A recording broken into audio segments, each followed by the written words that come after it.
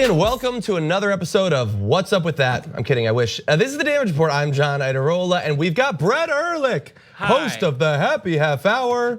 He's great. sobered up and he's ready to go. I had to run this morning. That's how hungover I was. Like I had to start running to sweat out some of the Jameson that was just so pent up. And that's just like impeachment drinking, really. It was Nando Vila is on the show today. We're very excited to have him, and we had a lot to drink. Yeah. We did our version, I guess, of Meanwhile In, which predates. Don't worry, globe shotting.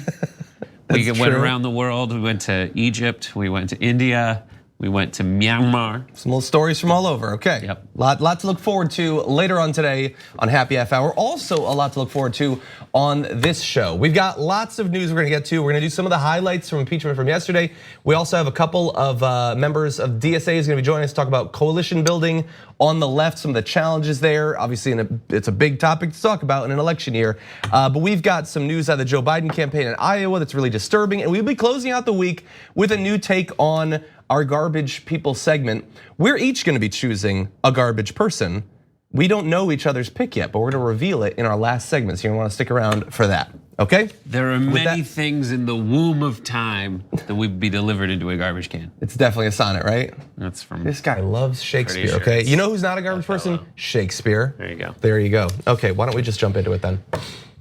One of the big highlights of last night, day 3, I believe, of impeachment was Adam Schiff's version of an impassioned plea to his fellow senators on the Republican side to do what is right. And look, I'm not a massive Adam Schiff fanboy or whatever. You know, I feel like I've seen too much of him over the last few months, but this is pretty good. So we want to play a little segment of his remarks from last night for you, and then we'll discuss. Colonel Vindman said, "Here right matters. Here right matters." Well, let me tell you something. If right doesn't matter, it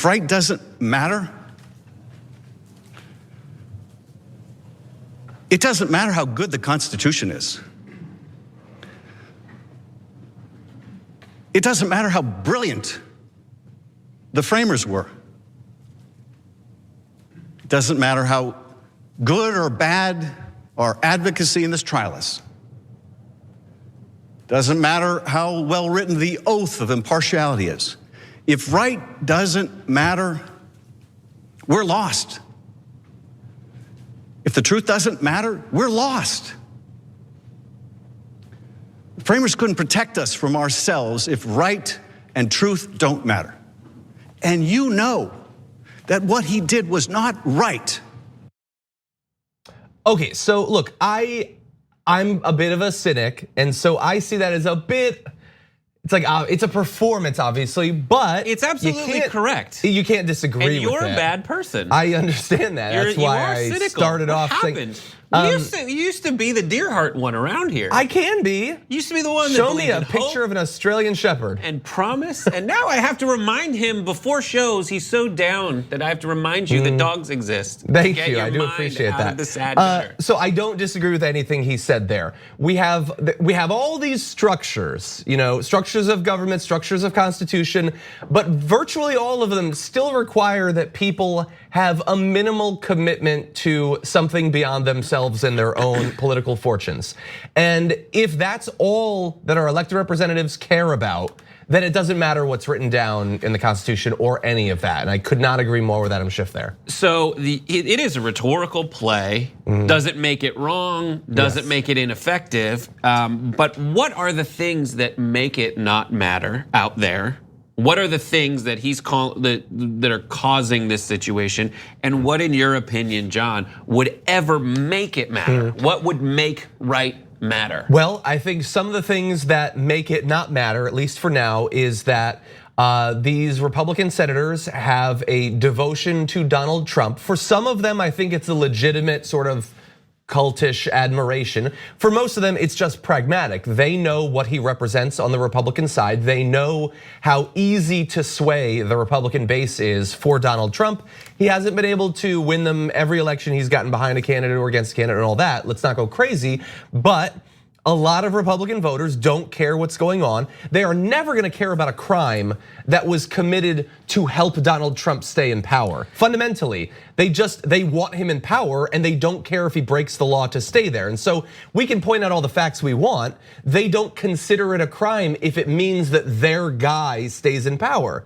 And because of the threat of turning that big chunk of the American public against a Republican, not so much in the general election, but certainly in a Republican primary, lots of Republicans are they don't care enough to endanger their future electoral chances to go against Donald Trump. I think, and a little bit later on the show, we're gonna have a great example of how little going against Donald Trump you have to do to be set on fire by his side. Yes, but also I know you have set up later in the show, just people on the Republican side not caring even about their own arguments in the past. Yeah, we're gonna have that shortly. And how impressive it almost is that they are willing to just move by. And I think one of the operative things in making right not matter is the media used to be a check against all this.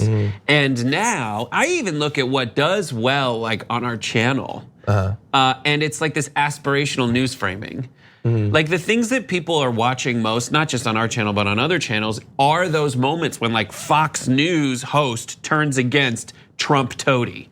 Yes. When Chris Wallace calls out Rudy Giuliani or Kellyanne Conway for being an idiot. It's like people want a glimmer of hope. We want that. When Mitch McConnell does something that could potentially ruin Trump's chances. Not necessarily us pointing out the hypocrisy with like a hypocritical move pulled off by some kind of Republican. That doesn't do as well as us pointing out like even Fox thinks this is stupid. Well, you know but what, Brett? even that just doesn't matter. It just doesn't matter. So we're gonna have both for you, okay? In just a little bit, we're gonna have just sheer hypocrisy. Later on the show, Geraldo is going to attack one of Trump's greatest defenders, and we will see which gets the people fired up the most. But we do have a little bit more Adam Schiff first. So here he is talking about what we can expect, what we can rely on Donald Trump to do. And you know, you can't trust this president do what's right for this country. You can trust he will do what's right for Donald Trump. He'll do it now. He's done it before. He'll do it for the next several months. He'll do it in the election if he's allowed to. This is why, if you find him guilty, you must find that he should be removed. Because right matters. Because right matters. And the truth matters. Otherwise, we are lost. You know what? We've said it in versions like this. I know that everybody that does something in media thinks this, but I really do think that this show was created to simply state what's right matters, the truth matters, and to just come every morning and just remind people that it does matter what's true, it does matter what's factual, objective reality does still matter. And also we had linear distribution deals and had to fill. We needed more content too. Yes, yes. Also, your voice is good. Blah blah blah. That was a compliment. Yeah, it's National Compliment Day, so way to really miss the spirit there. It is actually. You know what? And thank you all my version of a for watching the show. Yeah, it is the closest we can get. Anyway, great work there by Adam Schiff. You know, I do think there can be too much Adam Schiff at a point, but I like this Adam Schiff better than some other forms. Yeah. Okay, so why don't we turn to part of our test? Okay, here we go. Lindsey Graham, one of the biggest defenders of Donald Trump, well, he had a different view of impeachment and what merits a removable offense back during the 90s during another impeachment attempt. So we got Jerry Nadler last night reveals some video of Lindsey Graham. Let's take a look. When President Clinton's trial flatly rejected the notion that impeachable offenses are limited to violations of established law. Here is what he said. What's a high crime? How about if an important person hurts somebody of low means? It's not very scholarly. but I think it's the truth. I think that's what they meant by high crimes. Doesn't even have to be a crime. It's just when you start using your office and you're acting in a way that hurts people, you've committed a high crime. Okay, so as I said to Brett during that, that's this like weird mirror universe Mr. Rogers. I think that's what they meant by high crime. Okay, really fast. Okay, it's just when you use your high office to hurt people that are vulnerable. Okay, so just yesterday, they stripped protections for pollution going into streams, which is gonna hurt everybody who interacts with those streams. We revealed that the ICE facilities are just devastating treatment of young teen migrants with mental health issues, including sexual shame, physical violence, those sorts of things. They put pressure on consular workers to bar pregnant women from coming into the country just in case they want to give birth, and those kids would then have birthright citizenship. I mean, how many different ways in one day can you hurt people that are at a low status in American society and have that not, according to Lindsey Graham, constitute high crimes? So that's like the merits of his argument, right? There's another way you can look at old video of Lindsey Graham doing that and then realize that you should never trust Lindsey Graham. Again, the way he said that in the 90s is the way he's saying the opposite of that now. He wants this like faux right. He wants you to think that he's being righteous and true and that he cares about what's right. Yeah. But given that like he said it then one way and now the same tone and inflection, but the content of it could not be more contrary to what he said back then, you cannot trust him. That's my cynical approach to everything that they're saying now. Like the other thing that they said in the trial when they were like, listen, we yesterday was just this rehashing of all the evidence we've seen so far. There's nothing new. They're complaining about the repetition when the day before that they voted 9 times. Yeah. 9 times to reject any new evidence or witnesses from this trial. Yeah. And they say it with the same tone, with a straight face. They are disingenuous and they don't care. And we have to find some way, hopefully it's appealing to their care for what this country was founded on. And it's wildly anti-conservative argument too, because they are going against like these things that we revered back in the day in terms of people being able to see something that is undeniable and stop denying it. And they can't anymore. Yeah, exactly. Yeah, I fear that the percentage of the population that cares about consistency and intellectual honesty appears to be shrinking every day. But I do still think there are some people that think that the truth matters.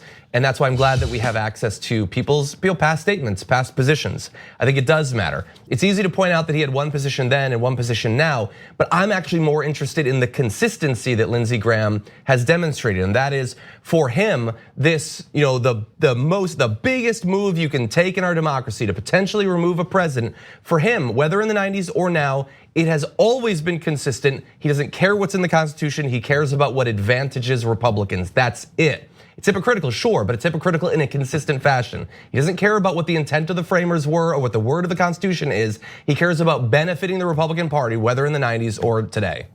Okay, we're gonna take a short break. We come back, some guests are gonna join us after this. It just doesn't matter.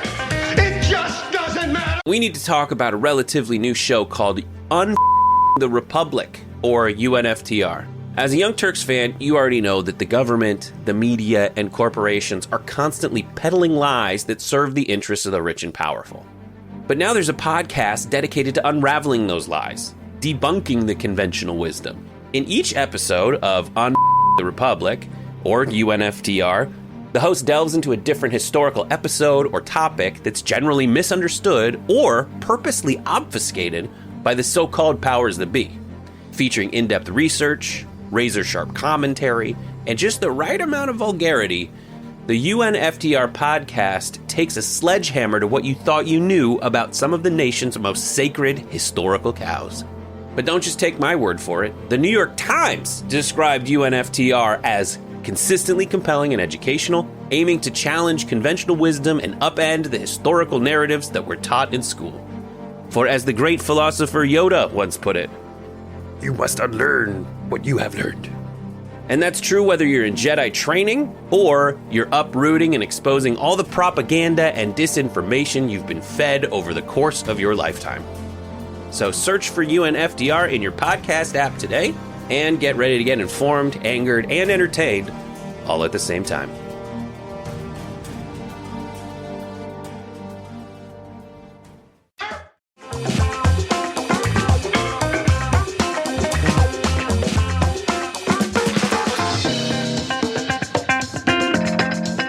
More and more high-profile politicians are identifying as democratic socialists, forcing the media to finally actually think about what democratic socialism is. What is socialism? We hear about it a lot, mostly on Fox News. Turns out a lot of it's misinformation.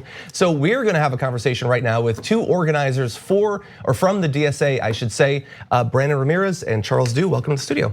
Great to have you here. Thanks for having us. Great to be here. So I know it's obviously there's an election coming up. You're probably doing a lot of organizing. We're gonna talk about the campaign and coalition building on the left. But first, just briefly, how did you get involved with the DSA? What was that experience like for both of you? Well, I had a couple friends and I when we were in Connecticut, and we were all lefties before, we were all socialists. And when Donald Trump got elected, we got together and we're like, we need to do something now. So we started the Central Connecticut chapter of DSA out there. Had a great time doing that. And here I work as a labor lawyer for a progressive union, and getting involved in DSA in LA was the natural thing to do. That's awesome. You're from Connecticut? I'm actually from Washington State. Okay, cool. Well, I went to UConn, and back when I was in there, I don't remember there even being like a DSA chapter or anything like that. But it's interesting to see that it's sprouting up all over the place. And for you, Brandon? Yeah, so I've kind of had this on and off relationship with DSA for the past 10 years. I first got involved about 10 years ago through my YDS chapter in Temple University, so we're in Philadelphia. It was around the time of Occupy Wall Street that really everything was kind of heating up. And since then, since I've been in LA, I've been part of the DSA Los Angeles chapter, organizing here as well. Okay. So let's talk about some of that organizing. Coalition building on the left, obviously it's a pretty wide spectrum. There are a lot of different groups, and especially in the context of this election, it can get kind of vicious with supporting certain candidates. Sort of some groups will write you off as a result of that. But so you have to care about the election, but you're also doing organizing that is not just about one election, that is supposed to build over time. So talk to me about the process of working with other groups and all of that. How do you build networks? Yeah, so I mean, building networks, building all these different relationships, it is definitely going to be about the issues. It's going to be about, are we building working class coalitions where we are centering these different struggles? But just like if you're building relationships with people, it's got to be founded on trust. It has to be founded on meeting people where they're at and really showing up for them. So it is a lot about this idea of solidarity and how you're going to be really centering people's struggles. But yeah, an example is something that even happened this morning. There is sweeps going on in Mitch O'Farrell's district over in Echo Park, and some DSA members, along with the Services Not Sweeps campaign, were really out there and really trying to make sure that we weren't having evictions of unhoused people. Similar to Nithya Raman's campaign. She's also fighting for the Services Not Sweeps campaign. That's a center part of her campaign. She's running for City Council in District 4 in Los Angeles. So yeah. Okay. And do you feel like, I know that the DSA has really grown in the past few years. Your membership is what, tripled or quadrupled in the past few years? Even more than that. It's even more up than to that? 60,000 now. 60,000. I think like back during 2016, it was like 18,000 or 16,000, something like that. So huge growth. Are you finding now that in local races in LA, in other parts of the country, you're having more and more candidates that the DSA cannot just sort of reluctantly back, maybe agree on certain issues, but having more candidates that really do represent a broad sort of swath of the issues that your organization cares about? Absolutely. I think it's really exciting to see how many elected officials who are actually DSA members have been getting elected all over the country. At the national convention for DSA this past summer, we had a room full of socialist elected officials at the local, state levels.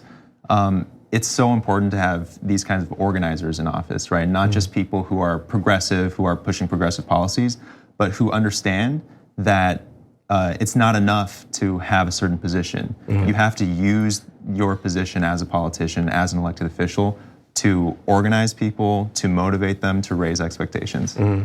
Yeah, so when I think about that sort of process, obviously Bernie Sanders I think is a great example of that. He talks often about this is not just about one position or one statement, it's about a movement, and that it's not about one election, that movement has to continue afterward.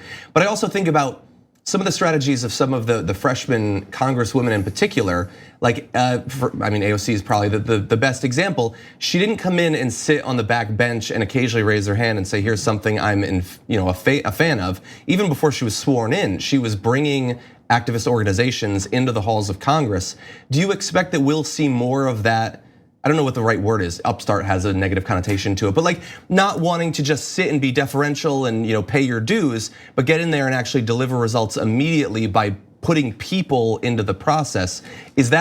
Are these sort of just standouts, or do you think that is the new thing? Yeah.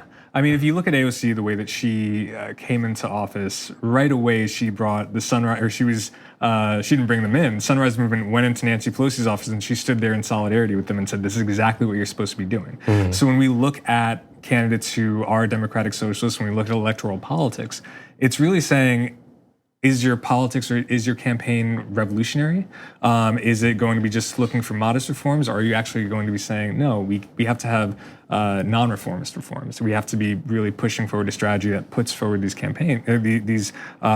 working class campaigns. So that's a wonderful example. The Sunrise Movement being able to push for a Green New Deal, and then AOC being an organizer and a congresswoman at the same time, bringing that all together. So we've talked about a few of the sort of things that have been benefiting the DSA, and obviously there has been a lot of growth. What are some of the remaining challenges? Is misinformation about what socialism or democratic socialism is that still hindering some of the efforts of the group?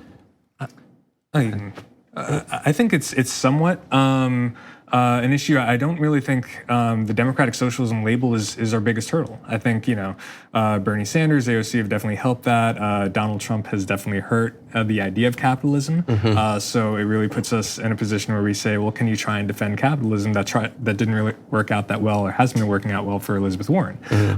But if we look at some of the challenges that we run into, I think it's the same kind of challenges that you would have, again, similar to if you're building relationships with other people as individuals, race, class, culture. These are all things that can be divides. And rather than us running away from that, we have to actually address that and really own it and have the conversations about them. A really great example is look at Bernie's campaign in 2016 versus 2020. That was one where 2016 really ran on these kind of big ideas of Medicare for all, but then saying everything's a class issue.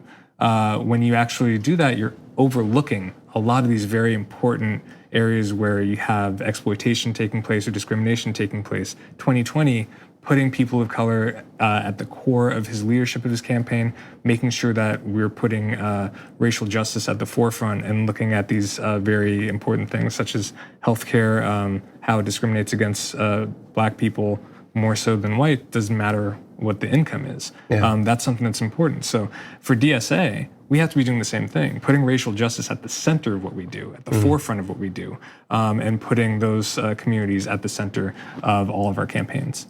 Awesome. And so if people want to get involved with DSA, how can they do that? How should they get involved? They should join their local chapter. Right now we have canvassing going, in LA, all over the country for Bernie Sanders, for local candidates.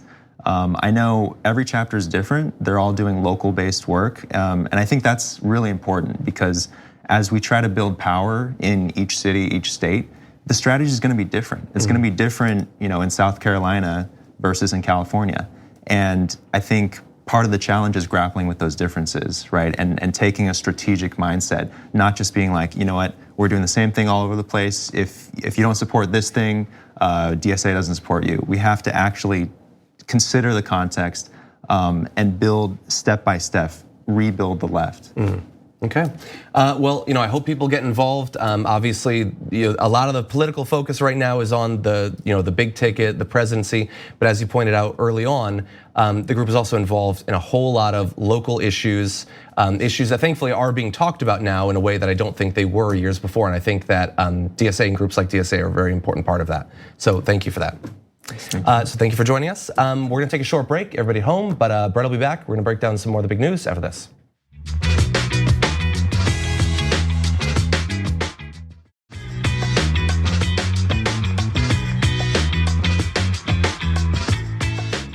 Rudy Giuliani has unfortunately not been a big part of this impeachment process so far. I say unfortunately because it is always funny when he pops his head up, but he is still trying to get in. He's been having appearances on Fox News. We've got one for you from just the past 24 hours. So here is Rudy Giuliani on Fox and Friends. He is talking with them, and they are trying to save him from himself. So as you listen to him spreading his conspiracy theories about Ukraine, I want you to watch the 3 Fox hosts trying to get a word in edgewise. Let's watch. Then he hires Biden's son. You know what happened in between? He made a deal with Biden. You be on board to protect me against Poroshenko taking my company. When they moved to take the company, that's when Biden came in and had the prosecutor fired, and within 4 months, the crooked oligarch who's sitting with $5 billion comes back to the Ukraine. He is not prosecuted. Right. He is sitting there fat and happy with his company. And then we got another bribe. You don't think the president of the Ukraine shared in that $5 billion that the crook kept? Rudy. The bribe to the president of the Ukraine, the amount of money, I can't be absolutely sure of. Let's say it's well in excess of $10 million. You know, the entire crowd has. Now that shouldn't be revealed from a lawyer who finds out about this. Am I going to cover it up the way the Democrats and the media cover it up? Absolutely not. Rudy? I prosecuted too many corruption cases to sit by and watch my country sold out by a vice president who did it 2 other times at least in China. So how does this end? This ends hopefully with Biden finally being put under investigation. You don't think if these things were said about Donald Trump and Donald Trump Jr., they wouldn't be under investigation immediately? But instead of putting them under an investigation, they're coming after me. Rudy, they want to kill me. When are you going to present in terms of reputation? Pardon the interruption. Shokin, they're trying to really kill. Rudy, when are you going to present? It's like they have to talk to him because he's apparently still a personal lawyer for the president of the United States, but he is a babbling crazy person.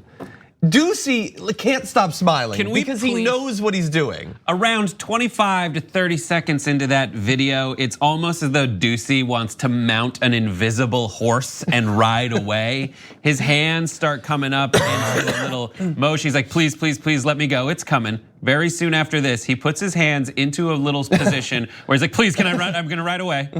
Rudy, please. Like he is wringing his hands, his lips, trying really hard, please. And then he tries to get that word in right there where he goes, Rudy, like as if to say, please stop. Yeah, let me help you.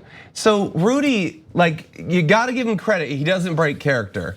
Like he still has to pretend that this is a serious concern about corruption that they have.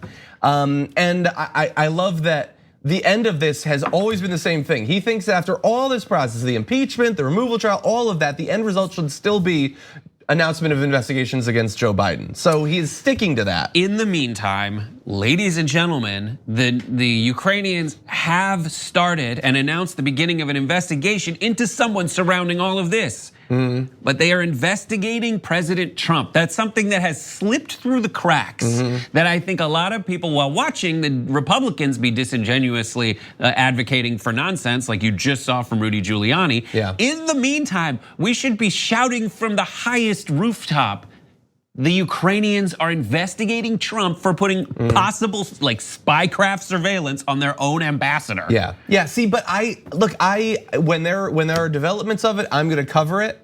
But I know that like if there were the announcement of Biden, like it wouldn't be like the media would wait 3 months and then find out what happened. It would just be you bring on panels. You have 6 people who just talk about what could be happening. That's what they would do. I'm gonna try not to do that. But Giuliani he was on the show right afterward. They have Geraldo, a guy who is occasionally willing to be critical of Donald Trump and his handlers. And so we will see what's gonna happen to him after Giuliani sees this clip. Well, you know, I've known him since he was a newly appointed US attorney in the Southern District here in New York. Then he became America's mayor, and we all lived through that trauma with him when he was the most magnificent elected official on earth. And to see him kind of deteriorate right before your very eyes, and I love the guy, but I think that this is what do you mean? I think that he, first of all, he went to Ukraine to do what? As what?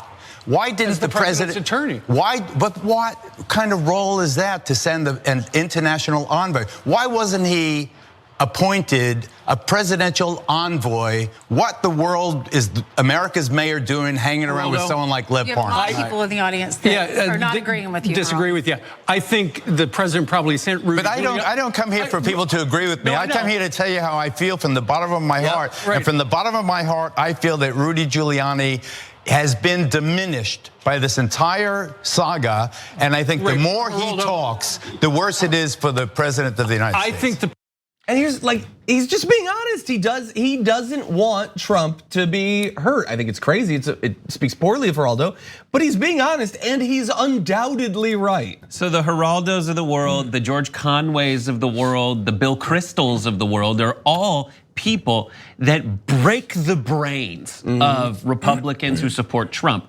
because they really want to lump Trump in or they want to lump critics of Trump in with like that they're all with the Democrats. Yeah. But they're not. A lot of them are conservatives who are trying to protect the integrity of whatever their aim is. If some, it's to have like a strictly conservative president, like the Bill Cristols and the George Conways of the world, or if it's someone who strangely is advocating for Trump to not be brought down by a wacko who is incidentally the one person that Trump protects at every turn, his own personal lawyer, Giuliani, who he sends into the lion's den. Yeah. And it's all just such a mess, because as in that same appearance, Geraldo also mentions like, what are you doing with Lev Parnas, buddy? Lev Parnas is a swamp creature. Rudy Giuliani is a swamp creature. And if you're watching the actual impeachment hearings and the arguments put forth by the Democrats, they very accurately put together the entire timeline of when Trump started to go after Burisma. It wasn't until 2.5 years into his presidency when Burisma had been a corrupt company since before that. And when Poroshenko and the prosecutor, they hadn't been going after corruption. Yeah. But they don't want you to think about all of that. They just want you to label Trump good, anti-Trump bad. Don't think any more than that. And when Geraldo shows up and points out how you kind of have to think of more things, everybody loses it. And everybody in the purgatory / hell of being in the Fox and Friends live studio audience has to deal with it. Yeah. They apparently were not liking that little splash in the face of reality from Geraldo there.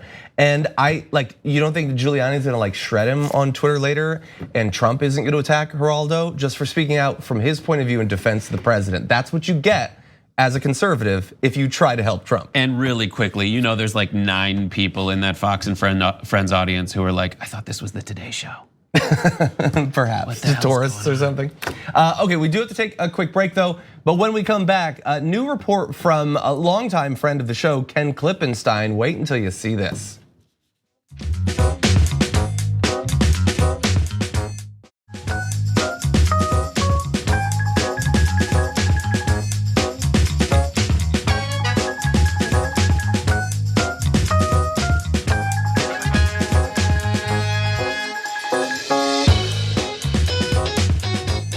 We are just a little bit more than a week out from the Iowa caucuses. It is very much go time. And for those candidates who want to have a chance to win, they have got to do everything they can. Their money has to pull more weight. Their staff has to pull more weight.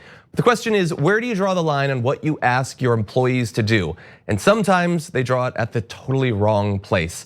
This is a report coming from friend of the show, Ken Klippenstein for The Nation. Take a look at what he found out from inside of the Biden campaign. On December 30th, with Iowa sheathed in snow, the campaign instructed staffers that its inclement weather policy was being suspended, according to staff text messages reviewed by The Nation. The policy had allowed them to avoid driving during potentially hazardous weather conditions, but at that busy time, it was being called off. And here is one of the messages that Ken Klippenstein has now shared. It's from Kay Glad, Biden's regional organizing director for Iowa, saying, hey guys, all weather policy is dissolved throughout the entire state because we have 5 weeks left until the election. If it feels like unsafe driving conditions, then talk to me separately. But quite frankly, I don't want to hear any complaints because you know how important this is and how much time we have left. Can you imagine typing that out and then looking at it and be like, it's good, I'm gonna send that one. Quite frankly, your concern about not wanting to crash in horrible icy roads in Iowa in the winter, I don't want to hear about it. Listen, you're upset about this, but this does not, I don't think this merits even an article. Really? Written. Why is that? Because it is extremely important whether you can move the needle 0.1% to maybe potentially exceed expectations in Iowa by a little. That's true, especially when it's proportional allocation of delegates. Yeah, so like winning doesn't really even mean anything. There's a huge difference between 14 and 13 total electors. I can't even say how much. Delegates. And so if some barely paid staffer has to die in a fiery wreck, one delegate? This is what. But hold on. Yeah, go for it. Let me go to one more message because it's one thing to just be like, I don't want to hear it. But what if I were to tell you that you would be asked to gamble your safety for a marginally improved possibility that you might be hired on to work in other states later? So they said this, hey guys, by showing an ability to be adaptable, flexible, and willing to do what you've been hired to do, then that is the most basic threshold of demonstrating your ability of leading others. Every single day is an audition for post-Iowa, assuming you survive. She didn't put that part, but I'm gonna add that part. So an audition, so is the real, like, by this being an audition for post-Iowa, what is it, like New Hampshire, you have to drive in a blizzard? Like, yes. This is fine. Like right now, if it's a little too dangerous, give me a text. Yeah. And I'll be like, let's see. Can you please like hold up today's newspaper next to the snowbank? Yeah. Like to show me that it really is that bad? Like, exactly. Is that what the questions are? You need a TikTok of your car like shifting back and forth to get out of a block of ice or something. This is one that I saw first and I moved on. But then I kept seeing people respond to it, bringing up more and more really good points about like, I first saw it as like, let's motivate everybody. This is crunch time. If it is too dangerous, let me know, obviously. But then I went back and it did not say obviously. It was like, it wasn't like, we gotta do whatever it is necessary to do to like spread the message. And also if you look at like Biden's support, it's not people who are like do or die Biden people. There are no real do or die Biden people. They're like, yeah, I guess Biden people. So to have a do or die attitude to get people to support someone that no one's do or die about is, especially when the die is a very real possibility. Yeah, which we're gonna get into. Yeah, and I don't think it's gonna work. Like if Andrew Yang asked his supporters to possibly die for him, I think many of them would be like, yeah, sure. Math. Let's do it, math. I'm gonna do it. What's my but not percentage? Like probability of death? People are not storming the breach, I don't think. They can handle it because they're from Minnesota. That's true. That's the difference. That is true. Here's the thing, we've been sort of joking, but obviously these sorts of accidents are not just hypothetical, they do happen. Now, this is the person working for Biden. It is not Biden who sent this, obviously. I have to imagine that Biden, considering his own family's like historical tragedy involving a car accident, would take this far more seriously than his staffers have. But staffers have died in these sorts of things. So let's see, in September, Zachary Pressburg, a former field organizing fellow and a volunteer for the Warren campaign in Iowa, died when his car was struck by a semi-truck while he tried to pass another vehicle. He was just 22. Back in 2016, Braden Joplin, an Iowa staffer for Ben Carson's presidential campaign, died in a car accident while trying to navigate slick roads, which left 3 other campaign staff injured. Apparently, there have been at least 5 different car accidents just for Biden staffers in Iowa in the past like short period, a few weeks. So it's already happening. Putting pressure on them to drive in conditions that they recognize are dangerous is unacceptable. Now, apparently the person who put out this statement was chastised for it and it has been reversed. That is good news. No campaign should be asking this of their workers. It's why there's another area where unions would be really helpful in protecting their workers. Yes, it is also like when you wonder what it is like to work on various different types of campaigns throughout politics. Like the people that I know who do work in campaigns, and a lot of them are like, they worked in 15 years ago when things were a different way. You didn't really see the grassroots campaigning that you do see now for people like Sanders and like Yang. But like, they are like 15 cups of coffee, 3 packs of cigarettes a day. Like, we gotta do it, man. Like, I've heard them as like squirrely sludge people. Like, I just have to let's make it happen. And so they fire off these things because it is about winning, and they're running 5 campaigns as part of their big like consultancy. But exactly, I don't know, man. I don't know. This is pretty rough. Just not a good look. Glad they reversed. I'm glad they reversed and said, like, obviously you can't. Obviously. Okay, we're gonna take a short break. We come back, a little bit more to close out the show.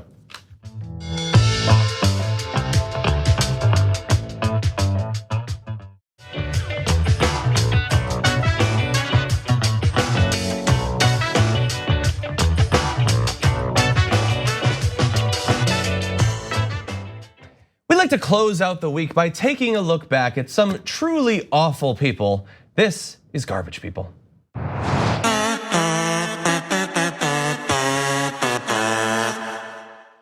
Oh, there was some garbage this week. So in this clip, both myself and Brett, we're gonna choose who we think was the ultimate garbage person of the week. Brett, you get the honor of going first. I hope. When I thought about who my garbage person would be, I like to focus in on the impeachment trial that is happening right now. And there was one moment in particular that struck me as particularly garbage, and it came from my garbage person of the week, Pat Cipollone. Cipollone. Ooh, color printing, look at you. Some of us have a USB key, my friend, and you plug it right into that color printer. Next week, I'll be back with color. So Cipollone, for this moment that happened after Nadler went up and said, listen, if you're covering up evidence, you're part of a cover up. And here is how Cipollone responded. Here it is. We've been respectful of the Senate. We've made our arguments to you. And you don't deserve, and we don't deserve what just happened.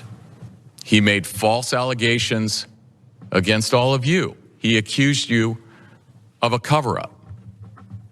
He's been making false allegations against the president. The only one who should be embarrassed, Mr. Nadler, is you, for the way you've addressed this body. This is the United States Senate. Jeez, the segment should be When Lawyers Cry. The horrible sanctimony of that, trying as Nadler's trying to say, listen, if you vote against evidence, you're covering up evidence. And then Cipollone did false sanctimony, just tickling the testes of the of the folks in the Senate, and for that, garbage person. Yeah, it's just like the right loves to say, oh, the left's always like fake offended about things. Like, how fake was that offense? And then later in that same thing, either he or Sekulow said, the president is a man of his word. And it's like, nobody thinks that. Melania doesn't think that. You definitely don't think that. It's just so the whole thing is fake. Definitely garbage. Mine is not about impeachment. This is kind of older. It's from a couple days ago, but I didn't get a chance to talk about it in the show. Like when you attack a certain type of person, sometimes there should be universal condemnation. There was mostly universal condemnation, but that's not enough for me.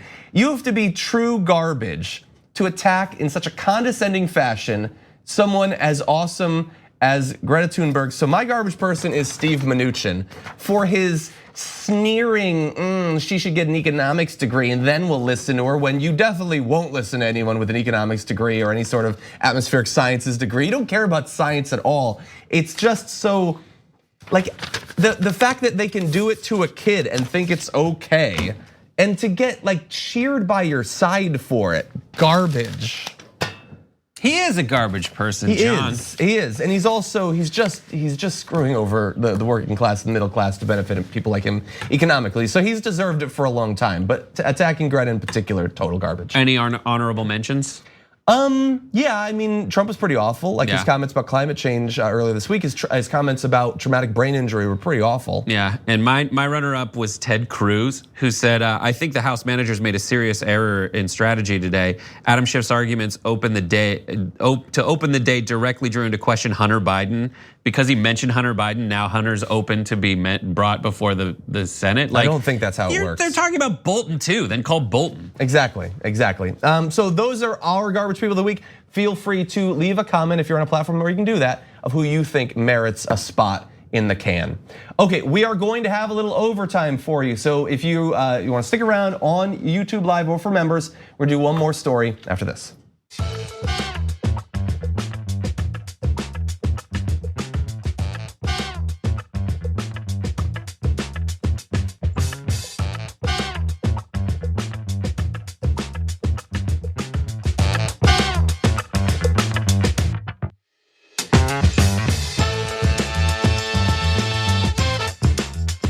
So I have long been very frustrated with the unwillingness of most Republicans to speak out, let alone act out against Donald Trump. This impeachment trial is perhaps the ultimate example of that, with Republican senators pledging undying fealty to Donald Trump. The thing is, I do have to understand that the threats against them, if they turn against Trump, are kind of implicit, but sometimes explicit. Sometimes it's pretty clear what will happen to you. That is especially true today with a new report from CBS News saying that GOP senators have been warned by the Trump team, vote against the president and your head will be on a pike. That's bad. That's bad. Some people have said that threatening physical violence against a juror in a trial is a felony offense. I doubt he's going to face anything like that. And I'm sure they're being metaphorical. I think they probably just watched a few too many episodes of Game of Thrones. Or conversely, they put lots of heads on pikes. They might. But yeah, that's a pretty clear threat. And I understand that like the felony offense is gonna happen, like forget about that. But it is pretty crazy how openly they can pressure jurors. Like it's just acceptable that he can go and he can raise money for some Republican senators who are going to be involved in trying him. He's already done that. And he can threaten the ones who don't vote for him. And it's considered just acceptable. Like that's not one of the charges he's being impeached for or anything. Yeah, it's politics. I mean, for me, that's absolutely just hardball. Chris Matthews politics. It's, listen, if you're not on our squad, we will do everything in our power to weaken you. And that is very valuable because there's a lot that you, as a person in Congress, you want to do, and that most of that is keep your job. And then it's nice to have after a job. That, you want to do as little as possible to keep your job. And if it's there's nothing littler than just like saying whatever the president wants. Yeah. And if the Trump team can raise the specter of negative consequences as a result of diverting from Team Trump, then why not? Like, I don't care about that. And okay, well, perhaps if not the specter, what about the reality of consequences for turning against Team Trump? So first of all, let's put another person into this story. So this is White House liaison Erlich Uland, who was quoted as walking by a pen of reporters yesterday and saying, "I can't wait for the revenge." So that's just another threat. So I'm sure that doesn't sway you. But the thing is, he apparently has recently been involved in striking back against like one of the most devoted Trump supporters, okay? That is Matt Gaetz. So you might have noticed he's not one of the House members of Trump's impeachment management response team. And so here apparently is how that came about. Representative Matt Gaetz, one of Trump's fiercest defenders in the House, suspects Uland pushed to keep him off the impeachment defense team as payback for his vote to limit the president's war powers. He said, "I don't know why it would serve someone in the White House to manufacture a divide between the president and one of his best communicators during impeachment."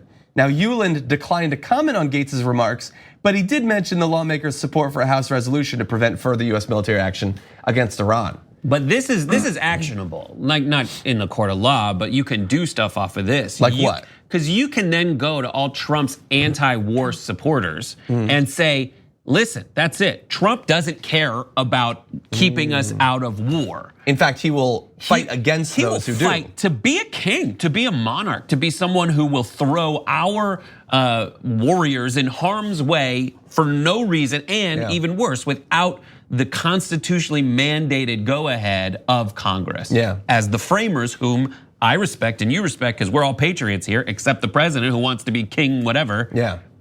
Yeah, and the thing is, like what I'm trying to say is, I do get some of the fears. Like there are Republican senators who haven't been nearly as supportive of Donald Trump as Matt Gaetz. If you go to Matt Gaetz' website, it is just quotes about how much he loves Trump all over the place. And he wants to be involved in the Senate part of this. He already had his audition. In the House part, it was whatever Trump wants. He delivered it day after day after day in the House impeachment hearings or whatever. And that wasn't enough. He voted against Trump on something that Trump ended up winning.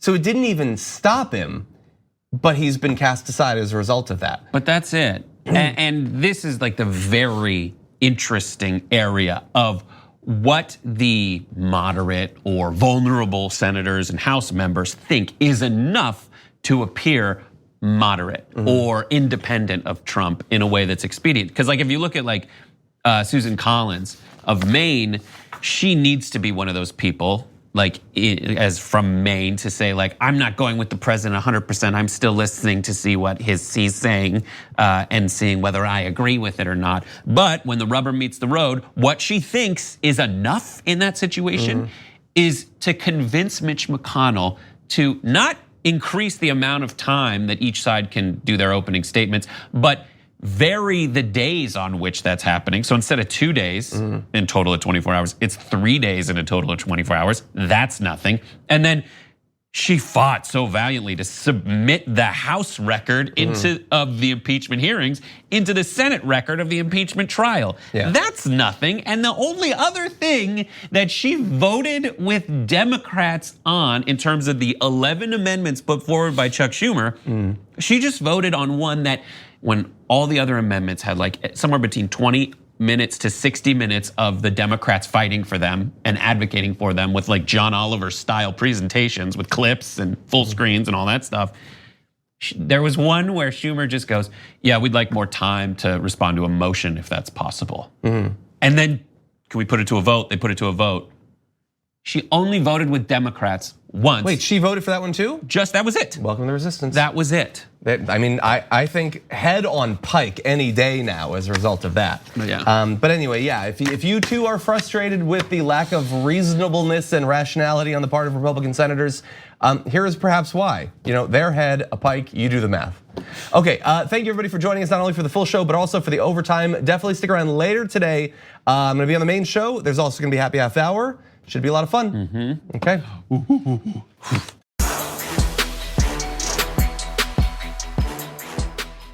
Thanks for listening to the full episode of The Damage Report. Support our work, listen ad-free, access members-only bonus content, and more by subscribing to Apple Podcasts at apple.co/TYT. I'm your host, John Adarola. I'll see you soon.